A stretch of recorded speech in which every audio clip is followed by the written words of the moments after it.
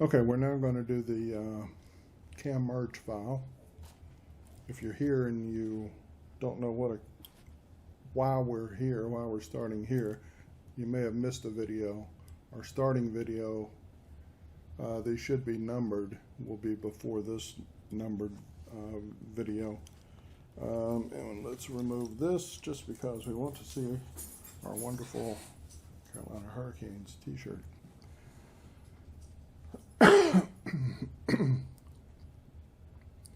All right, we're going to create the cam merge file, which is a Corel VideoStudio file. This is the one we're currently using, Ultimate 2023. This is a very inexpensive product, but it is, I think, the most expensive software product I use in post-production. You can use things, some very professional ones, so-called, like Adobe Premiere. I'm licensed to use that. I choose to use VideoStudio instead. It gives me everything I need. I can't recall a time in the last 5 years that I've needed to move a file, port it over into Premiere to use any specific feature there. Sometimes if you really need something very specific, it might be available as a plug-in in VideoStudio. So you can always check. I'm not going to show you that right now. We're going to go right into creation of new project. I immediately save it. You see that this is, when you open your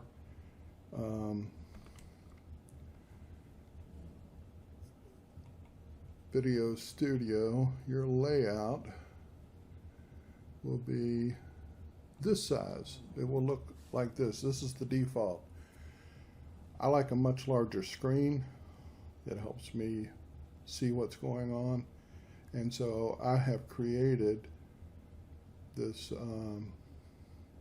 custom number 2. I have other ones, but they're not, I no longer use those. And custom number 2 is just basically making this size larger. We also then go back into our sunrise folder. Go ahead and delete the old cam merge and things like that. These are just thumbnails there. You're not deleting a folder. And sometimes things have already been removed anyway, as you saw there. So let me get rid of these. Delete them, yes. It's just a thumbnail. These 4 files are from our I was going to say our resource folder. It's actually another folder under work area. I have this intro, outro that we use, and it includes the files that you see there. I'm not going to go over all those files now. There's no reason to. Some of them are just slightly different than another one for various purposes. Plus they have the Visual Studio project. If you ever need to change the intro or outro, use these files. But again, that's not for here and now. So let's go back to where we were. Put that back over there where it belongs. And then, so this file, oh, I haven't saved it yet. We're going to save this. One thing you've got to make sure you do, it always wants to stick it in My Projects. So I always go home. I've got a shortcut to work area. And that takes me to the folder area that I want to be in, and it's called Cam Merge, because you're merging the 3 cams 1, 2, and 3 into a single file. So Cam Merge, making sure we're going there, and then the next thing we do is we add another overlay. So track, these are tracks. I right click on the overlay track and say insert track below. Another way of doing it is using the track manager, which is what I say in my step-by-step guide, but this is just an easy way of doing the same thing, a little shorter cut. So now we have an overlay 1, 2. This is for cam 1, the video one, then overlay 1 will be cam 2, overlay 2 will be cam 3. So that's how we're going to do those. The next thing I do is I go ahead and drop cam 1 into, drop it anywhere in here. It's going to automatically put itself at the beginning of the video track, because you can't have gaps in a video track. You can in the overlay track, which we'll get to shortly. I never tell it to don't show this message next time, because I might want to change my properties up here, 1920 by 1080. I don't, but I might. So I always just tell it no. Now we can continue on. The next thing I'm going to do is drag cam 2 into the overlay 1 file. Now I drop it down here. If you try and get too close to the beginning here, it might just take itself out of there and just go away. It's very touchy there. The easiest way to do this is then right click on this gap and say remove gap. In rare cases, remove gap is grayed out and you have to just say remove all gaps. They both work. Once you do it, you'll get this notification again. I do not say don't show again. I just tell it to do it. It's explaining to me what's going to happen. You'll also notice I use a grid for overlays. I'll show you a little bit more about that later. The overlay 1 is cam 2. It always shows the name of the file here. And then I'm going to grab cam 3, do the same thing, except drop it to overlay 2. When it shows up, wait on it. If you start doing things before it's ready, that's when it crashes, or has in the past. I haven't done it in a long time, so I don't know. Might not. All right, once you've done that, click anywhere up here on the timeline here, and then hit your end key. The reason to do that, the reason to go to the end, is to make sure everything is properly lined up and that you don't have any overlaps. Now you're looking at this and say, well, they're perfectly lined up, no problem. You don't know yet. Over here, this zoomer, the zoom bar, you have to zoom all the way in to get it down to a frame by frame. If you don't do that, you don't know for sure. I can have something slightly off center, like a frame or two, and on that previous view, it would still look perfectly aligned. So always do it this way. All right, the next thing we need to do is, I usually go back and center the zooming about right, one more over, about right here. And then again, click on the timeline. You notice if we're moving around in here and it's changing stuff on the screen, it's not really changing. It does show you a preview based on where your slider is here. But if you get off of that, it's where you're actually positioned. But I'm going to hit the home key. That'll take us back to the beginning. And you see you got files stacked on files. Thing here is to hit cam 2, highlight it so that you see that it's highlighted here. I make it slightly smaller. This helps with the grid. I move it down to about this size here, which is 1, 2, 3, 4, 5, 6 boxes tall. And then I drag it down into, it wasn't 6 boxes tall. We'll talk about that in a minute. What I'm looking for down here is, okay, well, it snapped. I was going to say, look, if you don't use the grid lines, then when you get it into the corner, when you get it at the bottom of the screen, the bottom, you'll see a red dotted line across it. It just shows you that as an alignment guide, and the same thing on the left side of the screen. But since I'm using the grid, I'm not going to see that. So we see it was 1, 2, 3, 4, 5, 6. I just like that. No real reason. Anyway, I'll show you why I guess I do something kind of like this. All right, and then we'll drag this one down here to here. All right. So the reason for doing this is so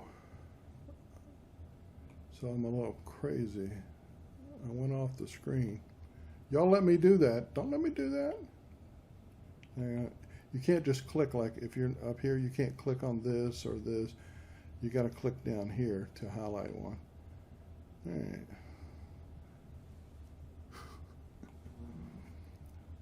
I figured while I was doing this video, I'd just show you all the wrong ways of doing things so we can correct those as we go too.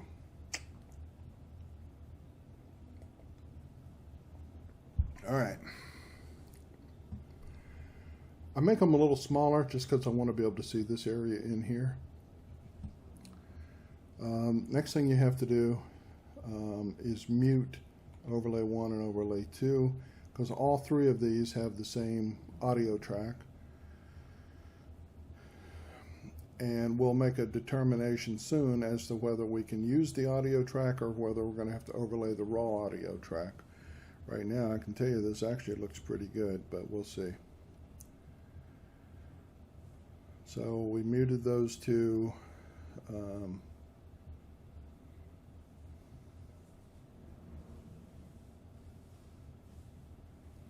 Another thing we've got to do is enable replace mode. Replace mode, let me turn it on, and it kind of tells you a little bit about it. Excuse me. But what happens is down here, if I click on this, you know you're in replace mode because it's blue bordered. If I drag this up to the top one, they'll swap places. That's replace mode. If replace mode was not on and I drug this to the video track, it would actually insert it and move the rest of the video track to the right. So it's very important. We don't want to double up on everything. We just want to replace it. It's a really good feature. Next we try and find, the music usually goes about 30 minutes. We see the whole thing's about an hour. So I usually go to, what we're looking for is the beginning of Rod starting the sermon. So click up here on this time. I usually start with 30 and see where we end up. He's already talking. Let's try 25. He's not there, so somewhere you can sometimes see by the audio, looks like he's starting about right in here. I see his audio coming in. So we'll start there. This is where the headphones go on.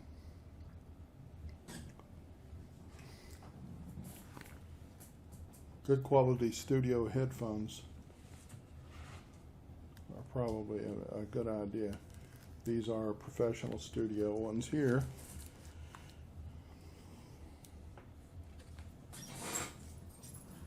Lock down my cord here.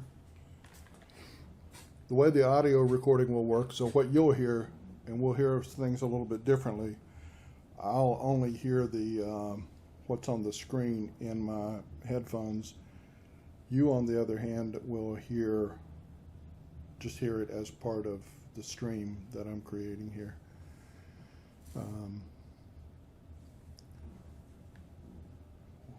So what I'm hearing in my headphones, I don't hear my voice here, but you hear my voice mixed in with the sermon. So we kind of position about right here, start playing this little thing here. You can also press the space bar. I've been in the habit of using the button long before I learned about the space bar, so I don't use it, but if you like using keyboards, I normally do, you can use that. And what I'm doing is trying to verify when he starts talking and whether any of that we need to cut out too. Sometimes it's just a, hey, well, something, and I'm going to cut it out. Or he's asked me to cut something out at the beginning or somewhere else. Well, good morning. Someone asked me, they said, are we in 2 Peter this morning? And I said, yeah, why? What would make you think that we were not in 2 Peter? Because we're reading from 2 Timothy. No, we're not doing that, are we? People were just walking. It's all connected. So camera jumps. I'll tell you, I struggle. All right. This is a good starting point. So I'm going to cut right before the audio. Once we do this cut is not for replacing or moving one camera angle into another angle or into the main view. This one is actually to remove stuff. So we don't need anything before the sermon starts. So I click there and just hit the delete key. It automatically, like I said, you can't have gaps on the video track. So it automatically slid the rest of that to the beginning. It won't do that with the overlays, so you've got to use that replace gaps or remove gaps. If you replace them, anyway. All right, so I delete that one. Right click, remove gap. Yes. Click here, delete. Right click, remove gap. Remove gap. Yes. Now, we're still showing at minute 26. That means we're near the end, because there's only 37 minutes at this point. We need to go back to the beginning. So I click on the timeline, hit the home key, we're back at the beginning. I test one more time to make sure that that's where I want it to start, because this is going to start right after the video clip. Well, good morning. Someone asked me, they said, are we in 2 Peter this morning? Right, that's a good lead in. Now we see the main, the video track, and what you see in the big screen, that's the video track, is what the final result will be. No one will see these two overlays that we have down here. We use those to determine, like, there's going to be times where Jamie or whoever's doing this will need to move one of the cameras, and while he's positioning that camera, he'll have a different camera angle up, or like he's changing the cam 1, he's going to have cam 2 or cam 3 as what's being broadcast in the live stream.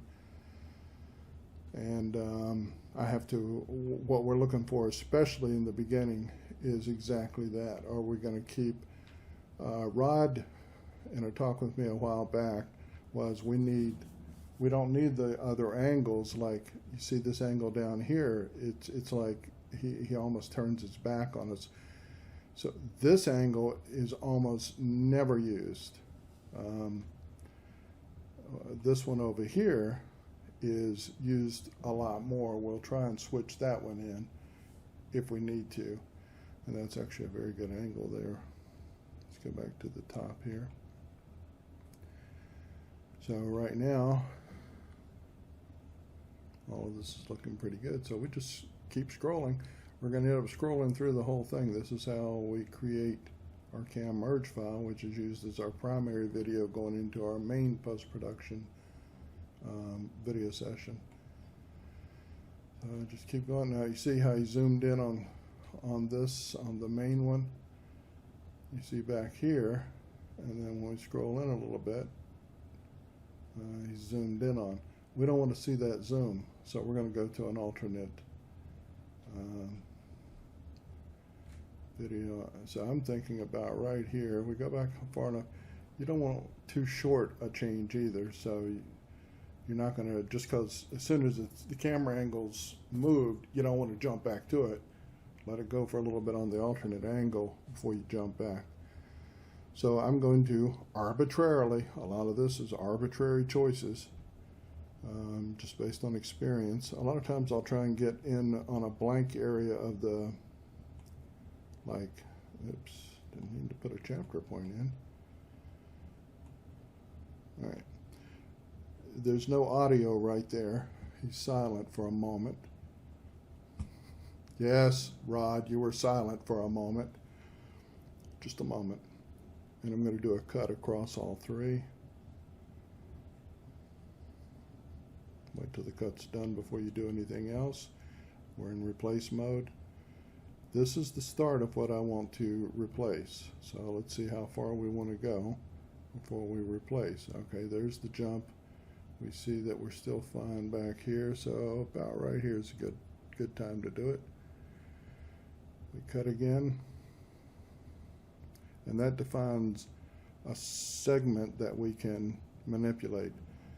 So we click down here. I always click once to make sure I'm highlighting the right one. I have gotten the wrong one before. And then we drag this and drop it on the title, on the main video, and you see it swaps. Now the main video has this.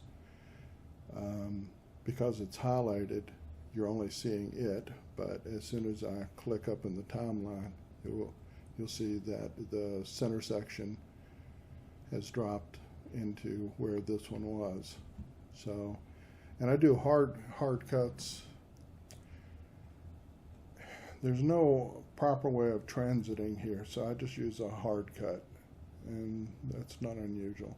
So you see, and there's a little bit of a delay when you're using this slider, but when I'm back here, there I am, and as soon as I'm ahead of that dividing line. So we're back on our normal video now. Go ahead and save.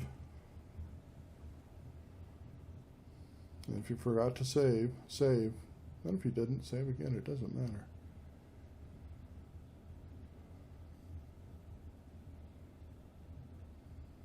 And now we're just watching the center. I have to go slow because if I don't, the preview window won't keep up, and you might miss something that you need to not miss. So we do kind of go through this relatively slowly. But again, for consistency and the way we've always done it, we stick with the center camera as much as possible. There's been a lot of discussion about whether to do that or not, just because the backlighting from our real fancy window there, which I love to see when I'm in church, but it is a bit of an issue for video work. You see when he's, let's move over here a little bit. See how he's, let's go. Well, you see the color in his shirt is different in the different ones. The center one is darker, and that has to do with that backlighting. And we don't have a lot of the professional camera equipment that we need to correct those issues. And I haven't tried in post-production. They have a whole thing where you can do color corrections, but frankly, I haven't tried it. Now I'm telling on myself.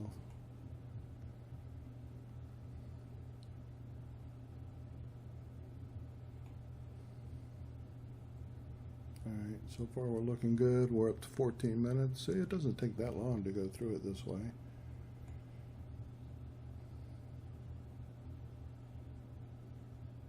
All right, we've got our, no, still good, still good. Many times, and sometimes we have a different person with the video source, and that's what I mean. There have been discussions. We know that there is one person who will usually use this lower right camera angle as the primary camera during the live stream.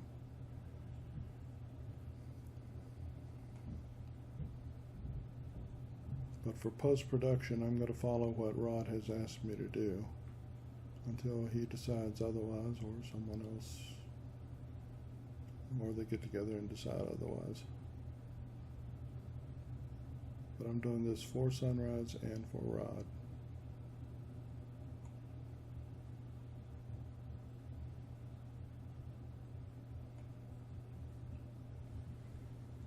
All right, we're up to 23rd minute. Still going through it. The other thing we got to really watch for is when you get toward the end. There are some, and I think Rod does want this, where when you get to the prayer, he wants us to zoom out to see the cross, which I like that angle. But we need to be aware of it there because we don't want to see necessarily the action of the zoom.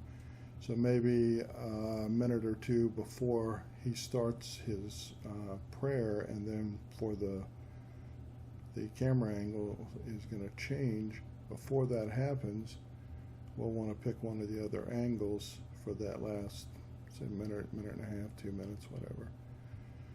And then once it's fully up on the cross, we'll do a jump cut to that just to close out. But we'll see if that's even done this time. I think it was, if I remember right from this morning. Yep, there it is.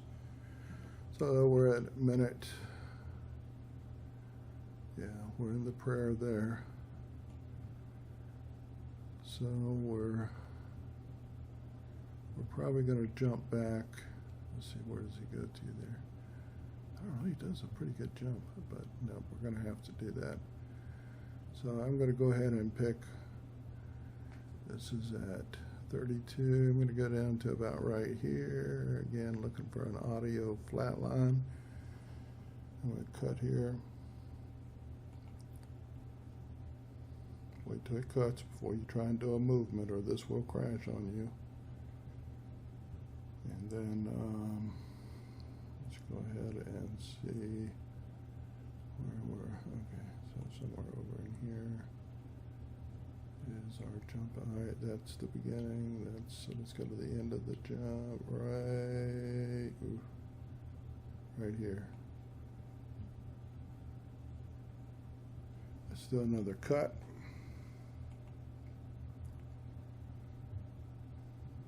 All right, and now I'm going to do that same kind of replace, drag and drop up onto the video track.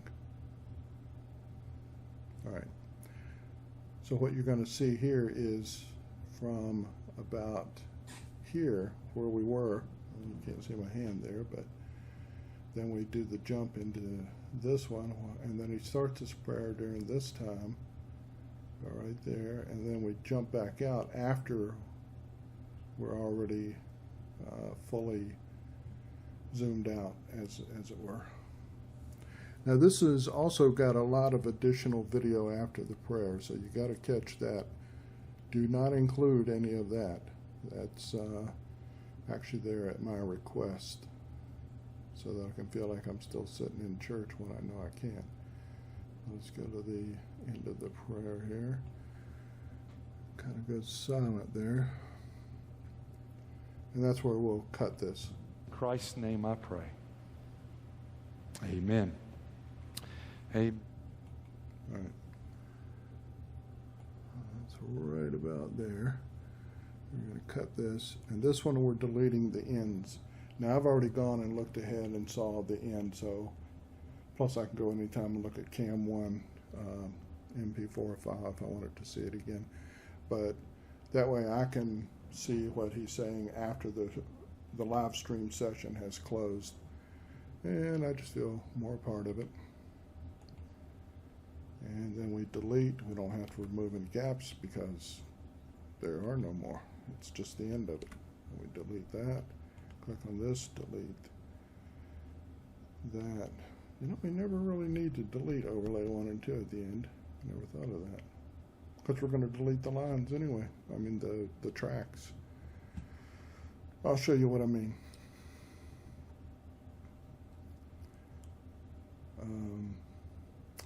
If you see me looking over like this, it's because I'm looking at the step-by-step guide, which you don't get to see. All right, I'll show it to you. This is the step-by-step guide that I created, and I'm going through that, but the associated PDF file will be available with all of these video files that we're doing, the video tutorials that we're doing here. Once you're finished with all this, we just delete the overlay 2 track completely, because we're done with it. We don't need it anymore. Delete the track. And okay, it's telling me it can't be recovered. And then we're going to delete the overlay 1 track, right? You can't delete overlay 1. Overlay 1 is a required track. However, what you do is you right click there and select all media, which selects everything on that track, and then I hit the delete key. Now it's gone. Same principle. All right, and now we are going to save this file. Another important thing here that I have messed up on so many times is forgetting to change my folder. It's usually set to the last folder you were on, which would be normally, in my case, the previous week's sermon, and that's what this one is. It's set to 23, as you see. So we go up one, go into the correct one. Now we're on the right one. And it is called Cam Merge, which it had gotten from our project name. I'm going to hit start. You'll see it doing this. And that's going to go on for a little while. So we're done with this video now. The next segment, well, we'll go over some things that we normally skip. I can go over that right now. There have been times where we have to, where there are various segments with different volume levels, and we have to correct that. I'm not as worried about volume levels because this volume level was good. If it turns out to need slight adjustment, though, I can do that at the end. That's a whole different project that we do. But so we do have in our step-by-step guide how to take care of this. Let me just throw this over here, shorten it up so you can see it. And so this happened, as you can see, last year, the various volume levels during it. And so this tells you how to fix it. We use VLC Media Player. We'll be using that later in what we're doing. We do use that. We do use Audacity.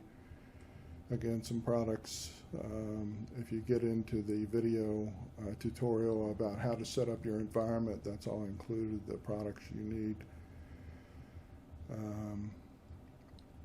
Sometimes we have some people who come in with PowerPoint presentations, and we have to extract images from those, and this segment tells you all how to do that. As you're going through this, you can control-click a skip step and get past all this. And then we have,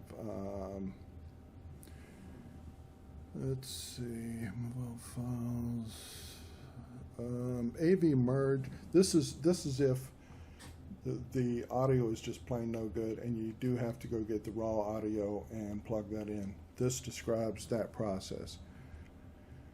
And then, if you got to, sometimes, rare cases, but again, it's usually when we have a guest speaker, you might have to pick pictures right out of the overlay file, the CAM4 file, as we call it.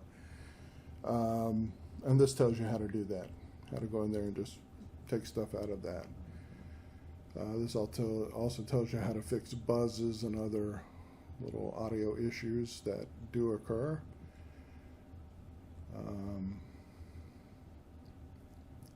This also tells you about creating slide text. I probably need to move this segment up front because I've gotten in the habit of just going on and doing it up front. There's a convenience to it.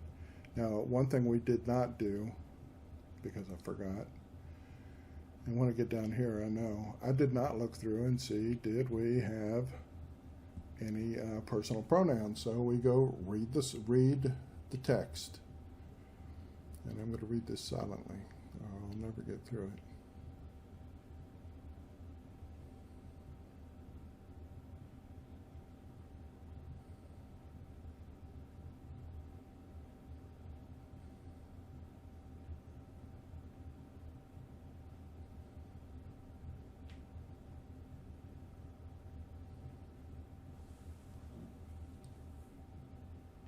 Like this, His Majesty.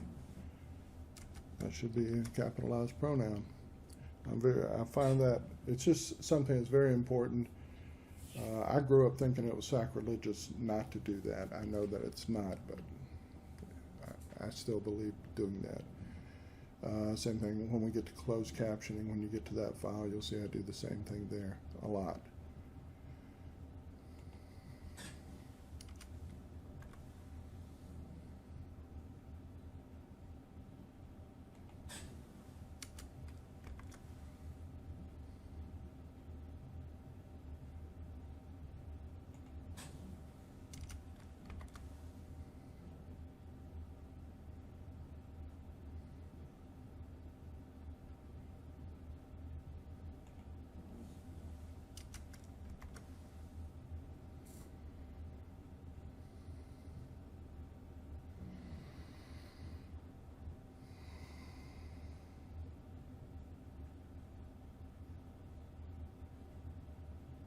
The only time I capitalize the word word is when it's a reference to the full Bible.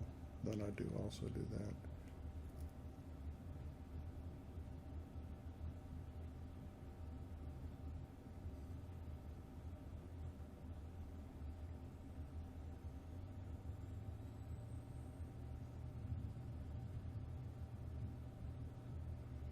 Okay, this looks good. Save it, put it back over here. Uh-oh, don't tell me it's not gonna move. Oh, there it goes. Sometimes, all right. So this is how you set up. It also has to do with, I used to change all the framed quotes, the open close quotes, to keyboard quotes. The same thing with apostrophes. I don't do that anymore. I just make sure they're matched. If one is, like you have an open one but it's not closed, the other thing I do is I go through and make sure that all open, anything that it has an open, like we have, here's an open and here's a close. If this close were down here in this, I would have put a close here, reopen it here, and close it here. I'm not going to get into all that reasoning, but I think it makes it more readable. My opinion. But hey, I'm doing it. It's up to me to use my opinion once in a while. Audio out of sync. Yep, lip syncing can be a problem. Have fun with that one. And again with the buzz. A buzz and a lip sync at the same time. Yep, fun stuff. In rare cases, I think it's happened 2, maybe 3 times since I've been doing this, I need to, Rod would say, oh, I said something wrong while I was doing this. Can you go change this wherever it is? After I've created the cam merge file, I will create a closed captioning file. I'll go through the same, just the main file. In other words, I'll go to otter.ai. If you see the closed captioning video, you'll see what I'm talking about. But I'll go there, have it create just a SRT file, which is a closed captioning file that has the time signatures in it. Then I can go just do a text search, find what he is saying that he wants changed, and I'll see the time signature. Then I can go into VideoStudio to that time signature and do a correction at that point. Doesn't happen often, but it has happened. And then we're ready for the creation of a new project, and it just finished this back here, so we will go ahead and close this. And I will, again, see you on the next video, which is the creation of the main VideoStudio file after closing this VideoStudio file. All right.